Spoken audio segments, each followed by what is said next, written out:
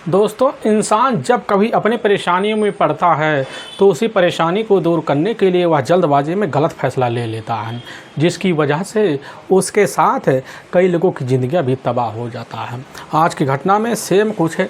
अब ऐसे ही होता है। अब एक व्यक्ति होता है, बस अपने परेशानी को दूर करने के लिए वह जल्दबाजी में ऐसा फ़ैसला लेता है जिसकी वजह से वह कई लोगों की ज़िंदगी को भी तबाह कर जाता है।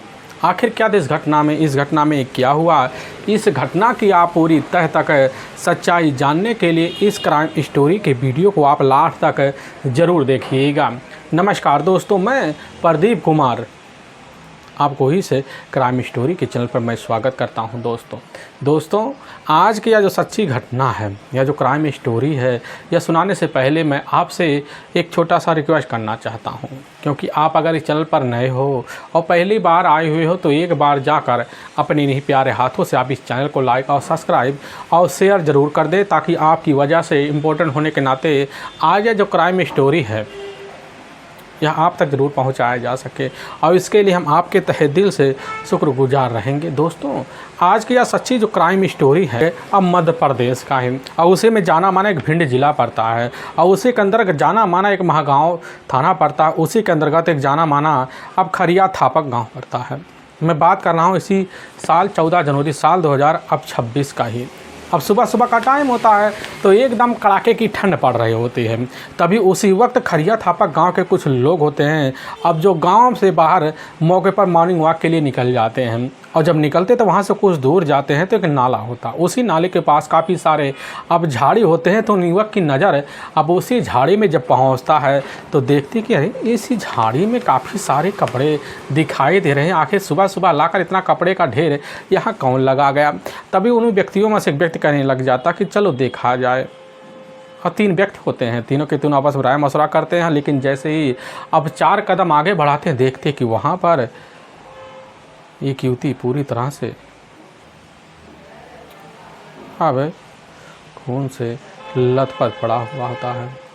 अभी इस नज़ारे को देखकर वहाँ पर खड़े जो लोग होते हैं उसी समय हैरान और परेशान भी हो जाते हैं, क्योंकि बगल में सरसों का खेत होता है जो थोड़ी बहुत हलचल में तब्दील होता है। और इसी बीच जो होता है वहाँ के जो लोग होते हैं इसकी जो सूचना होता है अब अपने नज़दीकी गांव में दे देते हैं। पता चलता है उसी गांव के ही अब रहने वाली इधर निधि होती है, और निधि के परिवार में उसके अपने पिता भुनेश धानु होते हैं। अब उनको जब खबर पाने के बाद जैसे वहाँ पहुँचते देखते उनकी नवविवाहित बेटी जो होती पूरी तरह से सरसों के खेत में वहाँ मिड़ पड़ी हुई है। उसके आगे वाले हिस्से पर कई जगह गोलियों के निशान होते हैं। वहाँ पर खड़े जो लोग होते हैं उसी वक्त हैरान और परेशान हो जाते हैं। काफ़ी लोगों की भीड़ इकट्ठा हो जाती है। तभी उसी में से एक व्यक्ति इसकी जो सूचना होता है अब अपने नज़दीकी पुलिस थाने महागांव में दे देता है। वहाँ के थाना प्रभारी जैसी खबर पाते हैं तो अपने दल बल टीम को लेते हैं, और लेकर चंद मिनट के अंदर जो होता है ठीक घटना पर जब पहुँचते हैं देखते हैं कि सही में सरसों के खेत में जो झाड़ी है उसी झाड़ी के करीब एक युवती पूरी तरह से मृत अवस्था में पड़ी हुई है। पूरा शरीर खून से लथपथ होता है। गोलियों के निशान की वजह से काफ़ी सारे ब्लड शरीर के बाहर आकर जमे पड़े होते हैं। पुलिस की टीम समझ जाती है कि बस करो, इस युवती यानी कि निधि की जो हत्या है लाकर इसी सरसों के खेत में अब की गई है। आखिर हत्यारा कौन हो सकता है? पुलिस की टीम इन सबकी गहराई से अब जांच पड़ताल करने के लिए अब वहां काफ़ी लोगों से पूछताछ करती है, लेकिन कोई भी जो होता है अब निधि की हत्या के बारे में कुछ जान नहीं पाता है। यही पता चलता है कि अभी तो ठीक है, कुछ ही महीने पहले निधि की शादी हुई थी, अपने ससुराल गई हुई थी, बस अपने मायके रहने के लिए आई हुई थी, और इससे ज़्यादा गाँव वालों को कुछ पता नहीं होता है। और पुलिस की टीम इस केस की जांच पड़ताल करने के लिए लग पड़ जाती है। और तब तक जो होता है जैसे कुछ घंटे का वक्त बीतता है तो उधर जो महागांव थाना पड़ता है उसी थाने में एक व्यक्ति हाँफता ढापटा पहुंच जाता है। पूरी तरह से बदहास होता है। उसके कपड़े पर काफ़ी सारे ब्लड के निशान होते हैं। पुलिस की टीम के सामने वह व्यक्ति हाथ जोड़ के कहने लग जाता कि साहब हमने अपनी बेटी की बेरहम तरीके से हत्या कर दी है। वहाँ पर खड़े इंस्पेक्टर साहब होते हैं, मौके पर थानेदार होते हैं, कहने लग जाते हैं कि आपका नाम क्या है? वह व्यक्ति कहता साहब हमारा नाम मुनेश धानु है, हमारी बेटी निधि है, साहब हमने उसकी हत्या जो होता है सरसों के खेत में कर दी है। यह बात जैसे इंस्पेक्टर साहब वहाँ सुनते पता चलता है कि अभी पुलिस की टीम जो होती है घटना पे पहुंची हुई है। और यहाँ तारा सामने आ गया है। इधर पुलिस की टीम अपने हिसाब से उसको अपने कब्जे में लेती है और तुरंत लेकर अब घटना पर जब निकल जाती है तो सामने अपनी बेटी को जब देखता है तो अब रोने के अलावा कुछ बचता नहीं है, क्योंकि घटनास्थल पर छुपाने की बहुत कोशिश की थी इधर मुनेश धानू ने, लेकिन अपनी हत्या की। अब कहानी वहाँ ना खोल पाता, समझ जाता है गाँव के सामने अगर राज खोलेगा तो हमारे साथ जो हश्र होगा वह कोई कल्पना नहीं कर, जिसकी वजह से चोरी छुपे थाने में खुद जाकर सिलेंडर मार देता है। लेकिन वहाँ पर खड़े अपना जुर्म कबूल करता तो गाँव के लोग सनत रह जाते। पुलिस की टीम अब मुनेश धानू की जो अपनी बेटी होती है निधि की, वहीं बूढ़ी का पंचनामा भरती है और उठाकर अपने नज़दीकी जो सरकारी अस्पताल होता है पोस्टमार्टम के लिए अब भिजवा भी देती है। लेकिन इसी बीच की जो खबर होता है अब निधि के ससुराल वालों को दिया जाता है, लेकिन ससुराल वाले कोई भी जो होता है इधर निधि की बॉडी को लेने के लिए अस्पताल नहीं पहुंचते हैं। इधर पुलिस की टीम मोती तौर तरीके से निधि के अपने रिश्तेदारों को निधि की पोस्टमार्टम के बाद बॉडी को सुपुर्द कर देती है, ले जाते वही दाह संस्कार अपने ही घाट पर अब कर देते हैं। लेकिन लोगों के मन में यही सवाल होता कि आखिर मुनेश धानू ने अपनी बेटी निधि की हत्या किस मकसद से की, आखिर क्या कारण था। अब इन सब की गहराई से जांच पड़ताल के लिए जो होता है पुलिस की जो टीम होती है तौर तरीके से मुनेश धानू को थाने ले आती है और बिना किसी हीलावाली के जब पूछताछ करती है, जो खौफनाक सच्चाई बताते हैं, इससे सुनकर लोगों के वहाँ होश भी खो जाते हैं। असल में जो मध्य प्रदेश का ज़िला पड़ता है अब इधर भिंड, और भिंड में ही जाना माना एक महगांव थाना लगता है, उसी के अंतर्गत एक खिरिया अब थापक गांव भी पड़ता है। उसी गांव के रहने वाले मुनेश अब धानू होते हैं। उनके परिवार में उनकी अपनी पत्नी अब पूजा भी होती है। अब उनके परिवार में एक बेटी होती है जिसका नाम अब निधि होता है। लेकिन निधि जो होता है पास एक प्राइमरी होता है, प्राइमरी के बाद जाकर एक कॉलेज में दाखिला लेती है और पढ़ाई पूरी करती है, और करने के बाद अपनी खूबसूरती पर जब जाती है तो देखती है कि अपनी खूबसूरती जो होता है अपने जीवन जीने का एक राज होगा, जिसकी वजह से अब निधि के मन में हर वक्त सपने आने लग जाते हैं कि पति ऐसा मिलेगा हमारी खूबसूरती की वजह से कि अपनी ज़िंदगी संवर जाएगी, साथ में हमारे शौक़ पूरा होना जाएंगे। क्योंकि पढ़ाई कर कर आगे निधि जो होते अपने सारे शौक़ जो होता है अब लड़कों जैसा व्यवहार वाला बना लेती है। पहनना उठना चलना भी फिरना जो होता है हर वक्त उसके मन में लड़कों के इर्द गिर्द वाला व्यवहार बन जाता है, जिसके बाद निधि अब काफ़ी लड़कों से उधर दोस्ती का सिलसिला बढ़ा देती। लेकिन इसी बीच निधि की दोस्ती जो होता है जाकर अब सूरज नाम के एक युवक से हो जाता है। होने की वजह से निधि के साथ सूरज का प्रेम रिश्ता नहीं संबंध भी पनप जाता है। यह सिलसिला चलता है, बेधड़क चलता है, कई सालों का वक्त बीत जाता है। लेकिन इसी बीच की जो खबर होता है अब जाकर मुनेश धानू को लग जाता है। मुनेश धानू जब जानते हैं तो पारिवारिक अब बदनामी को देखकर वह आसाम हो जाते हैं, जिसकी वजह से वह खुद फैसला लेते हैं। अब उसी फैसले के तहत अपनी बेटी की शादी उसी वक्त ठान बांध कर बैठ जाते हैं और तय कराने के लिए दर दर भटकते हैं, काफ़ी मेहनत करते हैं। उनकी जो मेहनत होती है बड़ी जल्दी अब रंग लाती है, क्योंकि मुनेश धानू के कुछ रिश्तेदार होते हैं जो मौके पर ग्वालियर जो पड़ता है उसी गुड़ागड़ी का ये नाका पड़ता है, वहीं का रहने वाला होता है अब देबू धानू। उसके परिवार में उसके अपने माता पिता भी होता है, थोड़ा बहुत पढ़ा लिखा भी होता है। और लेकिन इसी बीच जो होता है तौर तरीके से अब जो होता है देवू मौके पर जाकर जैसे ही पहली नज़र में अब निधि को देखता है तो एक ही नज़र में पसंद भी कर लेता है। और रीति रिवाज के तहत जो होता है इधर मुनेश धानू देख कर देव धानू के साथ रिश्ता तौर तरीके से तय कर धूमधाम तरीके से जाकर 11 दिसंबर साल 2025 को शादी हो जाती है। लेकिन अपने ससुराल तो पहुंचती है, लेकिन अपना जो मन होता है अपना जो यंग होता है वह जो होता है सीधा का सीधा इधर अब सूरज के पास छोड़ के चली जाती है। लेकिन मन से कभी अपना पति इधर देबू धानू को नहीं मानती है, तो तरीके से रह देती है। लेकिन जैसे ही कुछ दिन का वक्त बीतता तो उसी बीच अब देबू धानू को छोड़कर हमेशा हमेशा के लिए मायके आने का फैसला लेती है। लेकिन उसका ससुराल भी नहीं चलती है। लेकिन उसके जो पिता होते हैं इधर संस्कारों को देखते हुए तौर तरीके से रिवाज को देखते हुए अब खुद फैसला लेते हैं, निधि को लेकर मायके पहुंचते हैं। अब लेकिन जब मायके पहुंचते हैं, मायके पहुंचने के बाद बराबर जो होता है अब सूरज से मिलना जुलना भी हो जाता है। और इस तरह मिलना जुलना हो जाता है, दोनों फैसला लेते हैं। इसी फैसले के तहत दोनों अब जो होता है बराबर घूमना फिरना भी चालू कर देते हैं। लेकिन जैसे ही 28 दिसंबर साल 2025 का वक्त होता है तो उसी दिन जो होता है अब अपने ही इधर पति अब देबू धानू के साथ मौके पर घूमने के लिए, क्योंकि वहाँ से ज़्यादा दूर तो होता नहीं है, जिसकी वजह से देबू धानू के पास पहुँचती घूमती फिरती है। फिर अपने ही बाज़ार जो महाराज बाड़ी पड़ता है वहीं पहुँचते एक छोले वाले भटूरे दुकान पड़ता है और तरीके से छोले खाना शुरू कर देती है।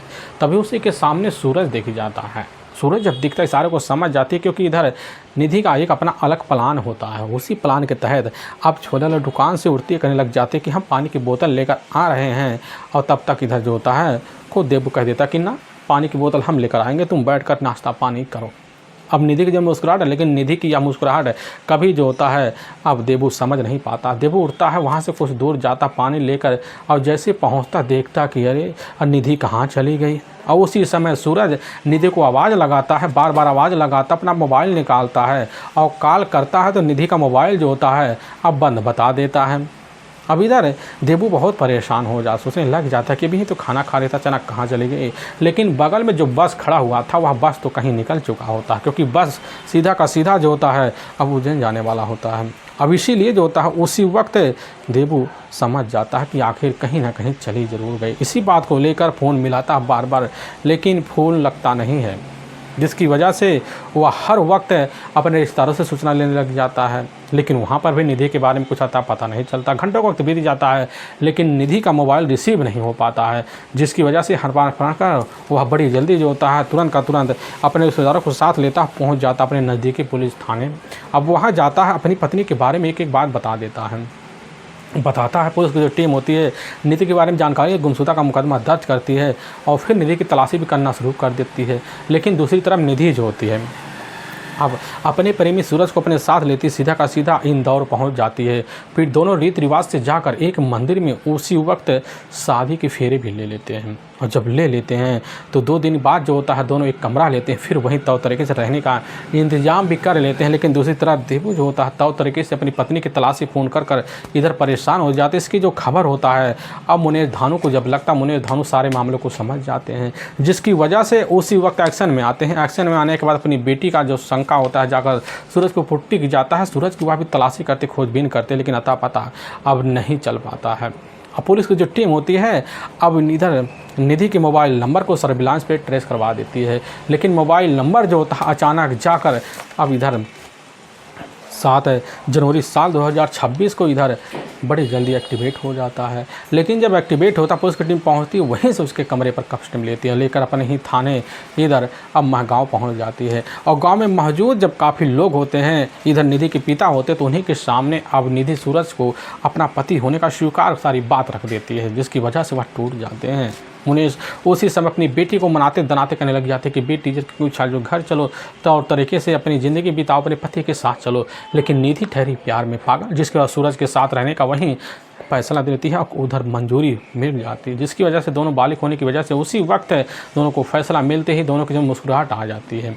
और फिर जो होता है निधि ना अपने ससुराल जाने का फैसला देती है और ना अपने ही मायके सीधा का सीधा सूरज के साथ अपनी ज़िंदगी बिताने का वहाँ फैसला ले बैठती है। लेकिन मुनेश जब खबर पाते वहीं कोतवाली में तो वह सोच कर परेशान हो जाते। उसी वक्त उनके सामने उनकी अपनी इज्जत, अपनी बेटी की, इधर ज़िंदगी का सारे सुख बेचैन याद आ जाते हैं, जिसकी वजह से उसी वक्त जो होता है इधर खुद जाते हैं। जाने के बाद खुद फैसला लेते हैं। उसी फैसले के तहत जो होता है उनके मन में एक खतरनाक विचार आ जाता है। वह प्लान कभी निधि को एहसास होने नहीं देते हैं और निधि से कहने लग जाते हैं कि बेटा अब देखो 14 जनवरी साल 2026 को खिचड़ी आने वाला है, तो खिचड़ी मनाने के लिए तुम्हें जो होता है अब अपने घर चलना चाहिए। और घर जाने के कुछ दिन बाद जो होता है हम तुम्हारी विदाई सूरज के साथ कर देंगे। और निधि अपने पिता मुनेश की यह बात नहीं समझ पाती, उनके मन में चल के आ रहा है। उसी वक्त बात मान लेती है और फिर अपने पिता के साथ ठीक जो होता है अब 10 जनवरी को वापस अपने ही पिता के पास चली आती है। और लेकिन आती तो है, लेकिन मुनेश के मन में हर वक्त अपनी बेटी को सबक सिखाने के खतरनाक प्लान घर किए जा रहा होता है। और उसी प्लान के तहत जो होता है अब जैसे ही इधर तो वही 13 जनवरी साल 2026 का शाम का टाइम होता है, तो उसी वक्त खाना खाते अपनी बेटी के साथ और निधि के साथ जब खाना खाते बात करते हैं, 4 बात ऐसे टटोले करते हैं, उनकी बेटी को समझ में आ जाता है कि हमारे पिता पूरी तरह से हमारे जीवन को बितवाने के लिए तैयार खड़े हुए हैं, तो इसमें कहने वाली क्या बात है। तो उसी वक्त निधि से कहने लग जाते खाना पीना खा लिए बेटा, हम दोनों को चलना चाहिए, थोड़ा बहुत टहल लेना चाहिए। आप बात कहकर अपनी बेटी को अपने साथ लेते हैं और फिर निकल जाते हैं गाँव के बाहर। वहाँ एक सरसों का खेत होता, वहीं खड़े हो जाते, माहौल होता सुनसान का, वहाँ आने जाने वाला कोई होता नहीं है। तभी उसी बीच से सरसों खेत में आधे जब पहुँचते झाड़ी के करीब जाते हैं तो अपनी बेटी को बहुत कड़ी नज़र से देखते हैं। कहने लग जाती कि बेटी, तुमने हमारी ज़िंदगी को तबाह कर रख दिया है। जब से अपनी स्थिति को संभाली हो, अब हम नहीं चाहते कि हमारी ज़िंदगी को तबाह करो। हम चाहते तुम जो होता है सूरज के पास ना जाकर अपने ससुराल चली जाओ, क्योंकि तुम्हारा पति तुम्हारे जैसा ही मिला हुआ है। तो तरीके से मान सम्मान देने में कमी रखने वाला नहीं मिला है, बल्कि तुम्हें प्यार देने वाला मिला हुआ है। तुम्हें उसके पास जाना ही पड़ेगा। अब जब निधि यह बात सुनती उसी वक्त कहने लग जाती कि पिताजी, अगर आप हमें सूरज के पास ना जाने देंगे तो हम घर से फिर रिहा हो जाएंगे और फिर आप समझ जाएंगे। यह बात जैसे ही सुनते उसी वक्त उनके चेहरे पर एक बहुत बड़ी खुन्नस आ जाती। अपने जेब से रिवॉल्वर निकालते अपनी बेटी निधि के ऊपर वहीं एक के बाद एक चला देते हैं और फिर निधि कटे हुए ब्रिज की तरह वहाँ से गिर जाती है। और फिर ना पीछे देखते ना ताव देखते हैं, तुरंत वहाँ से निकल कर अपने घर की तरफ बढ़ जाते हैं। लेकिन जैसे उनको खबर लगता है तो खबर में शामिल होते अपने बजाय उनके मन में हर वक्त यही होता है पछतावा, जिसकी वजह से वह थाने पहुंच जाते हैं, सरेंडर अब कर देते हैं। लेकिन वाकई में दोस्तों पुलिस के सामने या सच्चाई जो होती है हर किसी को दिल को हिला जरूर जाती है, क्योंकि एक पिता की अपनी मजबूरी थी, उस मजबूरी को सात तरीके से भी दूर किया जा सकता था। लेकिन मुनेश ने जो फैसला लिया वह हर किसी को दिल को झकझोर जरूर गया। लेकिन थाने में जो सच्चाई आता है हर किसी को झकझोर जरूर जाता है। उस जो टीम होती है मुनेश को ले जाती है, वहाँ के कोर्ट पेश कर देती है और कोर्ट मुनेश के ऊपर काफ़ी गंभीर धारा मुकदमा दर्ज करके ले जाकर हमेशा हमेशा के लिए जेल सलाखों के पीछे भी डाल देती है। दोस्तों, हमें इस घटना का सुनाने का जो उद्देश्य से किसी के दिल को ठेस पहुँचाना नहीं है, बल्कि आपको यह बताना कि आप जहाँ भी रहें आप सावधान और सतर्क जरूर रहें। फिर मुलाकात होगी, तब तक के लिए जय हिंद और जय भारत।